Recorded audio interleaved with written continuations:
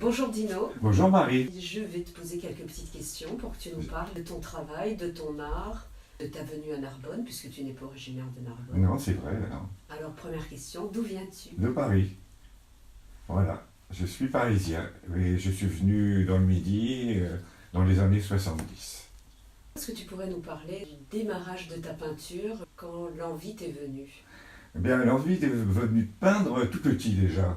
Parce que chez mes parents, je barbouillais tout ce que je trouvais, ce qui passait sous la main.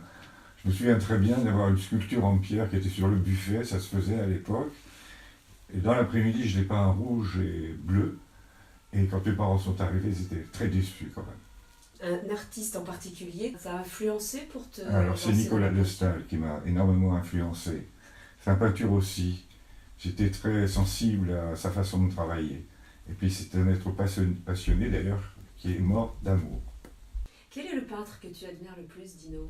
Oh, c'est sans doute Picasso. Sa curiosité m'émerveille. C'est un artiste complet. Il dessine parfaitement bien. Sa peinture est ouverte à toutes les expériences. C'est un passionné aussi. Et on parle de peinture, mais tu as un auteur, un écrivain préféré aussi? Oui, Boris Vian et son livre L'écume des jours, qui est toujours avec moi. Dino, as-tu Oui, Marie. toujours eu un pinceau à main? Souvent, je l'ai à la main, mais j'ai fait d'autres choses aussi. J'ai construit des bateaux, j'ai créé des restaurants. Tu as eu énormément d'activités Oui, c'est vrai, dans ta vie. Qu'est-ce qui compte le plus pour toi? Bon, la liberté de création, bien sûr, que ce soit en peinture ou comme dans mes restaurants, la cuisine, c'est de la création aussi. Et puis aimer et penser, c'est ça qui est le plus important pour moi, la liberté de penser. Pourquoi, Dino, ce thème récurrent de la mer dans ton travail?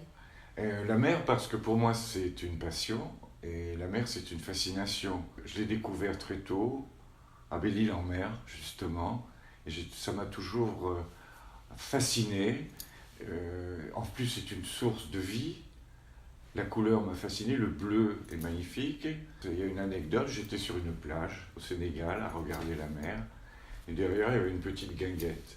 Et d'un seul coup, j'entends une chanson de barrière, et je regarde la mer pendant des heures. Et donc, le thème est parti de là. C'est quelque chose de mouvant, ça bouge, c'est jamais la même chose.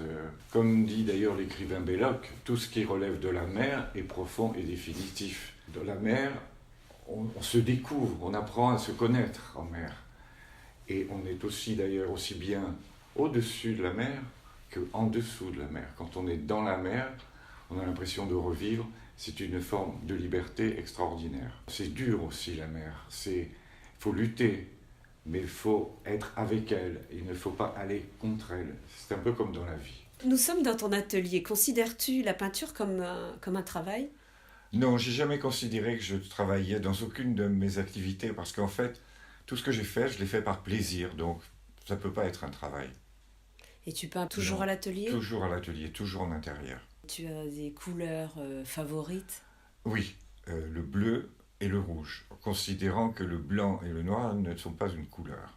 Tu dirais que tu sais à l'avance ce que tu sais peindre? Tu as des projets, des thèmes? En général, oui, j'ai toujours un tas de tableaux en mémoire à venir et donc, oui, je peins toujours, je sais ce que je vais peindre à l'avance. Dis-nous, des projets? Oui, oui, oui. C'en est surtout un projet qui me tient à cœur. D'ailleurs, tu es concerné. Alors, ce projet, c'est de faire une exposition à Bordeaux, dans un grand hôtel qui est actuellement en construction, donc d'exposer pour l'inauguration. De là, on met toutes les toiles dans un camion. Nous partons en Vespa depuis Bordeaux et en direction de Rome. Pourquoi Rome? Parce que vacances romaines. Voilà l'idée. Et arriver à Rome, à nouveau, de faire une exposition dans un hôtel de la même chaîne que celui qui est en train de se construire à Bordeaux. Nous pouvons préciser, Dino, que ce projet d'exposition itinérante a une vocation. Oui, bah, évidemment, il a une vocation culturelle et aussi de promouvoir la ville de Bordeaux à l'étranger et en particulier dans ce cas-là en Italie et à Rome plus précisément.